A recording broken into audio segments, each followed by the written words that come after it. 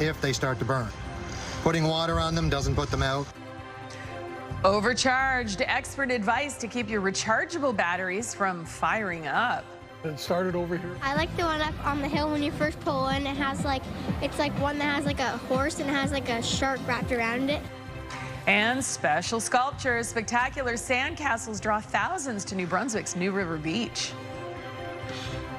A few clouds tonight, then showers with the risk of thunderstorms expected in parts of the region tomorrow.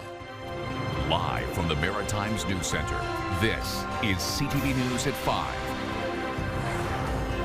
Good evening and welcome to CTV News at 5. I'm Maria Pano-Palace. Thank you for joining us. First at 5 tonight, sparking concern. They're a convenient power source for so many everyday rechargeable devices like our phones, tablets, e-bikes, and even lesser-known items like solar lights.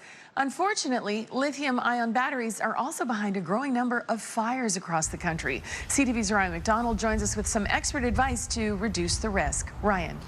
Yeah, Maria, sparking this conversation are a number of recent fires, most of them in Western Canada, that turned out to be pretty serious. And the vast majority of them were caused by the kinds of batteries that are in devices we rely on every day.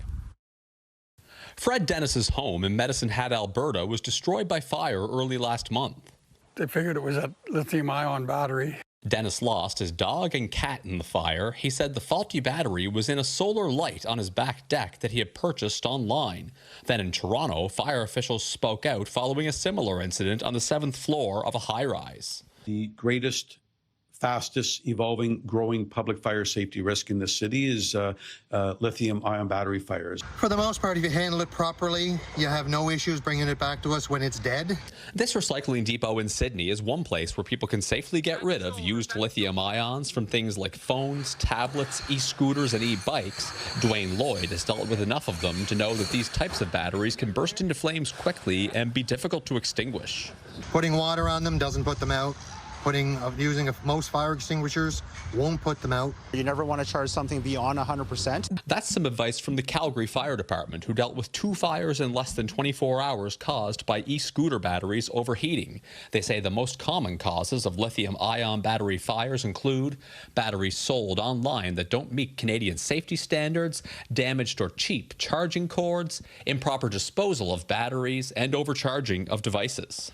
If that battery becomes compromised, it goes into what's called thermal runaway, and that's where very, very quickly that fire will accelerate and grow.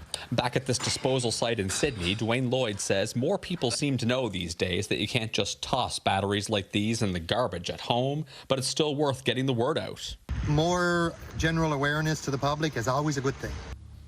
And Dwayne Lloyd at the recycling depot that I visited today added that if a lithium-ion battery happens to become perforated or pierced, his advice is to put it in some sand or a similar type of material and then bring it to a safe disposal site like his to be properly dealt with. Maria. Well, that's some good advice. Thank you, Ryan. CTV's Ryan McDonald in Cox Heath, Nova Scotia. And that brings us to tonight's web poll. We are asking, do you safely dispose of your batteries? You have 3 options. Yes, always, or I try to, but not always. And your final option, no, I admit I don't. Just go to ctvnewsatlantic.ca to weigh in and to see the latest poll results. And that, I guess, is your warning to do it properly because you're better safe than sorry. Absolutely. All right, Jesse Thomas standing by now with a look at the headlines. Hi there, Jesse. Hey, Maria. Yeah, busy Monday. A 54-year-old man remains in custody after an alleged bomb threat was received by the U.S. consulate in Halifax. Thousands of people were forced to leave a large portion of the Halifax downtown after it was temporarily sealed off this morning. The bomb squad checked a vehicle and eventually gave the all clear in the afternoon. We'll have more details on that tonight at 6. In other news, RCMP in Moncton are investigating a dangerous driving incident that took place over the weekend. A video shared on social media shows a young man on the roof of a moving vehicle yesterday afternoon. And another young man is hanging out the driver's window at the same time. We've got more on that investigation tonight at 6. And concerns are being raised tonight about an encampment in St. John, which has encroached onto private property. And while complaints have been made, officials say they're looking into the situation. There still seems to be more questions than answers there. We'll have a look at that story tonight at 6 as well. All right, for now, let's get an update on our weather. We'll jump over to Kaylin Mitchell, who's in the Weather Center. Hey, Kaylin. Yeah, thank you, Jesse. So after a weekend in the Maritimes that featured some very humid conditions, as well as some rounds of some showers and some thunderstorms, we started off this week once again very warm. Now, not quite as hot as it was last week or at times over this weekend, but still very warm and still with a muggy feel to the air around the Maritime region. And that's carrying on to the first part of this evening. A good portion of the Maritimes, with a few exceptions, with temperatures right now mid to high 20s. One of the areas it's a little bit cooler at the moment, locations in Cape Breton, where the high temperatures, or where the temperatures right now are mostly in the low 20s. But there is still some mugginess to the air. So when we check in on humidex values, it's still feeling for many parts of the Maritimes into the 30s, including for those communities in Cape Breton. Now, again, these humidex values are not as high as they were at times last week or this past weekend, where in many cases it was feeling up into the high 30s and some around 40. As far as the outlook goes for humidity this week, there's some mugginess left for today, but after some further showers and thunderstorms tomorrow, it is going to be falling lower for Wednesday and Thursday. So for those who are still finding the level of moisture in the air a little bit too uncomfortable, again, it is going to be coming down a little bit more as we move through this week. Winds right now mostly out of the west for the region, being sustained between about 10 and 20 kilometers per hour, getting a few gusts between 20 and 30. As we take a look at things on radar and satellite, there's going to be a few clouds around tonight, and still this evening a low chance of a pop-up shower or small thunderstorm reaching the northwest of New Brunswick. But then tomorrow, the chances of showers, the risk of thunderstorms becomes a little bit more widespread. More on that later on. Maria. Good stuff. Thank you, Kaylin. We'll see you a little later on. Right now, sailors from Japan took part in a special ceremony at Halifax's Point Pleasant Park today. CTV's Mike Lamb was there for the memorial wreath laying.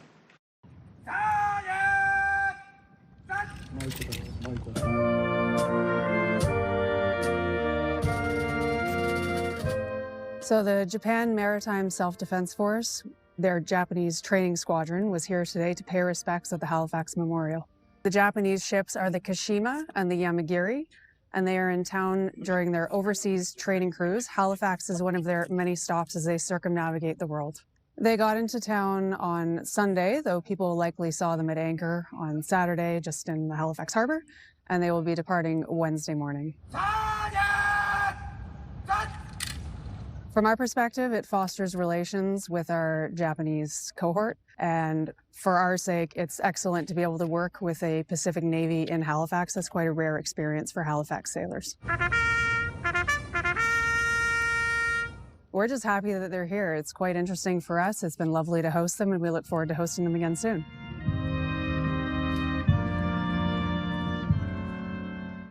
And a beautiful day for the ceremony, too. All right, time for our first break here on CTV News at 5. When we come back, we want to send you back to school in style. We've teamed up with Dartmouth Crossing to give away $1,000 in gift cards to help you make a fashionable return to class. Find out how to enter next. Welcome back. CTV and Dartmouth Crossing want your family to start the school year off in style. One lucky viewer will win a back-to-school shopping spree to stock up on fashions, accessories, sneakers, and more. The prize package includes a $1,000 gift card from Dartmouth Crossing businesses, plus a night at the Hampton Inn and Suites by Hilton. To enter, just go to ctvatlantic.ca or click on the QR code on your screen right now. We'll announce the winner on Friday, August 21st. Good luck, everybody, just in time for September. Our next story now, the New Brunswick wood carving competition and sale returned to St. Andrews by the Sea over the weekend for its 20th edition. As CTV's Avery McRae shows us, the annual event just keeps on growing. Of the over 270 entries in this year's competition, few garnered more attention than this handcrafted giraffe table. It took crafter Alice Casey 10 years to complete. That's in memory of my mom that loved giraffes. How proud are you of that creation in honor of your mother? Oh my gosh, Mom, up there, I'm sure you're so proud. The 20th rendition of the New Brunswick wood carving competition and sale featured a record 277 entries created by a new benchmark of 95 carvers. The whittled wood is transformed into all different types of creations, with birds and marine life being popular picks. I like to think it's the second largest show of its kind in Canada. Volunteer Gord Willett says the event draws carvers from across the region, Ontario, Quebec, and the Northeast United States. The contest itself is broken into various categories and classes, from new woodworker wonders to maple masterpieces, with some top prizes earning as much as $1,500. One year we had something like $13,000 in purchase awards.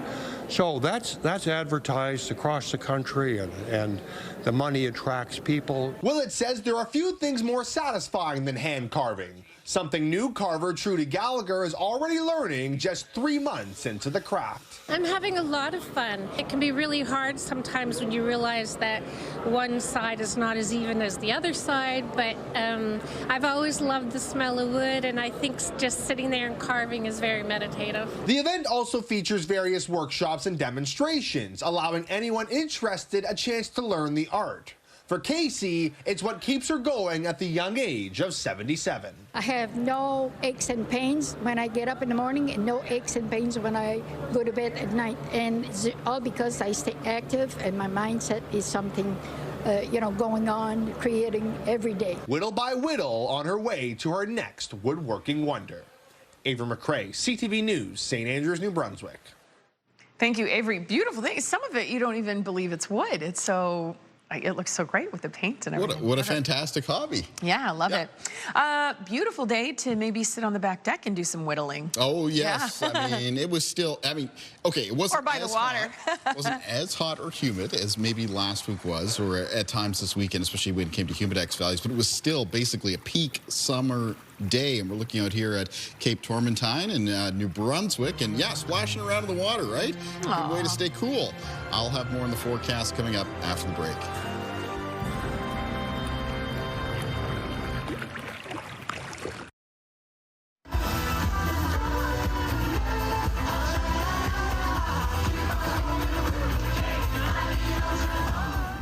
If you're a sucker for the Jonas Brothers, chances are you were in Moncton over the weekend. The Joe Bros brought their greetings from your hometown tour to the Hub City Saturday night. Thousands of fans were burning up for Nick, Joe, and Kevin as they rocked the stage at Quable Medavie Stadium. Canadian rockers Arkells opened for the famous siblings.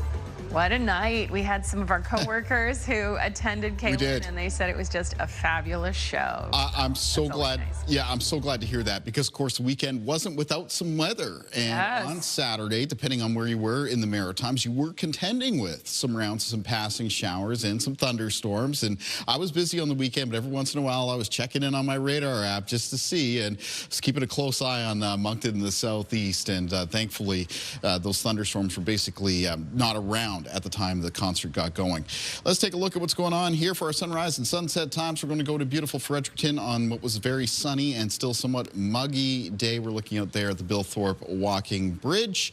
As we take a look at our weather warnings map, most of the heat warnings in the Maritimes have come to an end, and that's because temperatures did come down a few degrees over the weekend. Humidity values lowered just a little bit. Where they are still in effect, and this is for today, and I expect that they will be coming to an end for tomorrow, is around the Atlantic coastline of Nova Scotia and the southwest of that province, where there were still some high temperatures today, near 29, with some humidex values still making it feel closer towards the mid-30s. As we take a look at our weather systems map, barometric pressure right now between high and low pressure, but we do have a low pressure system making its way in through southern Ontario and southern Quebec, couple weather fronts with it. This is going to be approaching the Maritime region for tomorrow, and is going to be triggering a further chance of some showers and some thunderstorms. Now for this evening on radar, not seeing much, but there is some shower and some thunderstorm activity right now in the St. Lawrence River Valley in through Quebec, and still over the next couple of hours of this evening, there's a chance that something could drift into the northwest of New Brunswick. Then, very early Tuesday morning, there'll be a round of rain arriving into northern areas of New Brunswick, and we're going to be seeing that as we take a look at our forecast timeline. So first of all, general conditions for other parts of the Maritimes for tonight. A few clouds around, maybe some fog patches developing, and it's mostly a warm night. Then in the early morning hours of Tuesday, there will be a round of rain and showers that moves into the north of New Brunswick. And within even this first round of wet weather for tomorrow, there will be a risk of some thunderstorms. So first thing in the morning, within this rain in the north of New Brunswick, still a risk that there could be some thunderstorms within it. Now that initial round will make its way off towards the northeast, passing by the Acadian Peninsula, late morning hours, and then we're into the afternoon for the Maritimes, which across the region will mostly feature a mix of sun and cloud, but by late afternoon and the start of the evening, some pop-up showers and thunderstorms possible. Now, the coverage of those showers and thunderstorms is going to be much more widely scattered compared to that initial round moving across the north of New Brunswick. So basically from the afternoon to evening hours from the Maritimes, you're looking at a 30–40% chance of a shower or thunderstorm. But the risk of a thunderstorm is there, and the hazards would be lightning as well as downpours, very similar to what we saw in the past weekend. Winds in the forecast for tomorrow will be mostly out of a westerly direction, sustained 10 to 20 kilometers per hour, with a few gusts between 20 and 40. I mentioned that it's going to be a warm night, and low temperatures for the Maritimes tonight will be mostly in the range of around 14 to 18 degrees. In a lot of cases, feeling into the 20s basically all night long with the humidex. And then the forecast for tomorrow, we've got high temperatures. It'll be reaching up to around the low to mid-20s for most of the Maritimes. The rain coming across northern areas of New Brunswick in the morning, accompanied by risk of a thunderstorm, and then further isolated little pop-up showers and thunderstorms afternoon into evening. After that, the forecast for Wednesday around the Maritimes looks like it's going to be a fair weather mix of sun and cloud. Pretty warm temperatures, a lot of highs again. Will be around the mid-20s. Lower humidity values. Let's take a look at our weather watcher for tonight. And tonight's weather watcher is coming in from 9-year-old Alex from Bell Park Academic.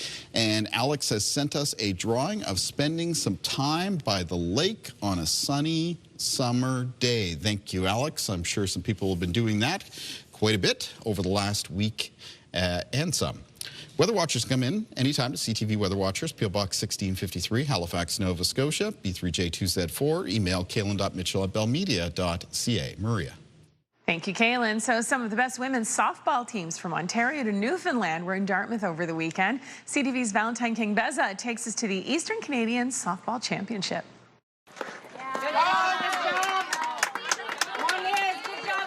We have been in Dartmouth hosting the Eastern Canadian Championships for Intermediate Women as a she-devil organization that's been around since 1998. And I have developed my own personal greatest friendships through softball, and I get to watch other teams feel the same way, cheering each other on. We have an entire community that has come out to watch this and support it. We have a U15 team that has taken care of the entire barbecue. Now batting number 13, Haley. The Eastern Canadian Championship is a tournament of club teams from Ontario to Newfoundland. We're Team Akita from Newfoundland. I just joined this year, and they're so welcoming. Love them. We are the women's team for Oromocto Silverbacks. We're kind of a provincial team, meaning like we have players from kind of all over just because we don't have a lot of women's teams in New Brunswick. My name is Mia Rose, and I am announcing, helping the team out, collecting the balls, exchanging it for candy. We're friends with the team that is hosting this tournament, so we decided to help out. So we're running the canteen. We all play for the She Devils. Yeah, it's been really fun here. This weekend has been nothing short of pretty smooth considering everything that could have gone wrong. And the teams have all been wonderful and supportive of each other, and it's been wonderful to see. We got Sarah Power. She got hit last game. She got back up, and she just won the top batter award. She's great. To me, it means everything. I put in a lot of work the past couple years for this, and I couldn't have done it without the girls and my coach, Turk. He's also my dad, so... I thought it was incredible. Nova Scotia is amazing, and I think every team deserves something. It was a great tournament. I worked out really hard before this tournament, and it just really means everything to me to win the MVP of the tournament. Well done, and congrats to everyone. All right, time for a final break here. When we come back, a day at the beach.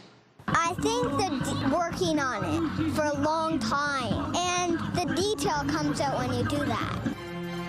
One of the country's best-known sand sculpture competitions took place over the weekend. We'll take you to New River Beach for this sand spectacle next. Welcome back. New Brunswick's New River Beach is a popular place any summer weekend along the Bay of Fundy, but once a year, the sands transform into one giant sandbox where kids of all ages are eager to grab a shovel. CTV's Ava McRae shows us why. With large shovels and fine tools on hand, these are not your everyday sandcastles. I'm building a Kermit the Frog sand sculpture. Wolfgang Downey McLean is fairly new to the craft, but has some basic tips to follow. I think that working on it for a long time, and the detail comes out when you do that. Downey McLean was just one of hundreds of people carefully molding the sands at New River Beach for the annual Bay of Fundy Sand Sculpture Festival.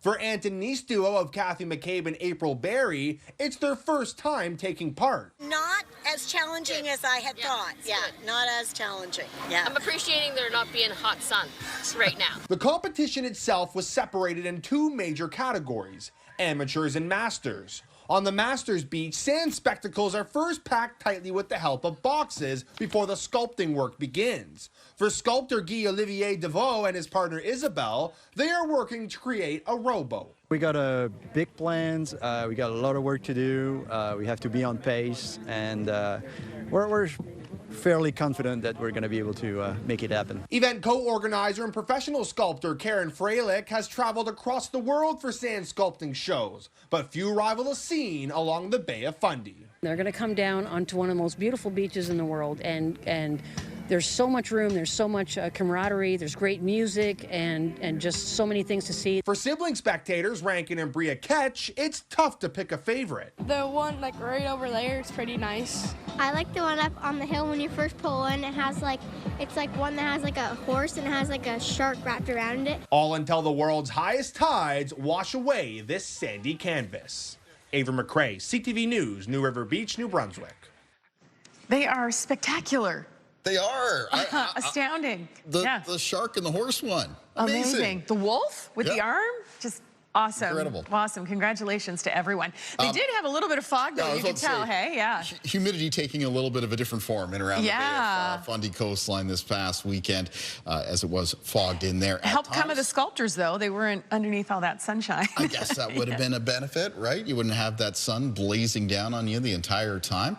Speaking of the sun, more of a mix of sun and cloud for tomorrow. Chance of showers, a little risk of thunderstorms. I'll recap that coming up CTV News at 6. We'll see you and Jesse at 6. I'll see you tomorrow. Thanks for watching. The national news is next.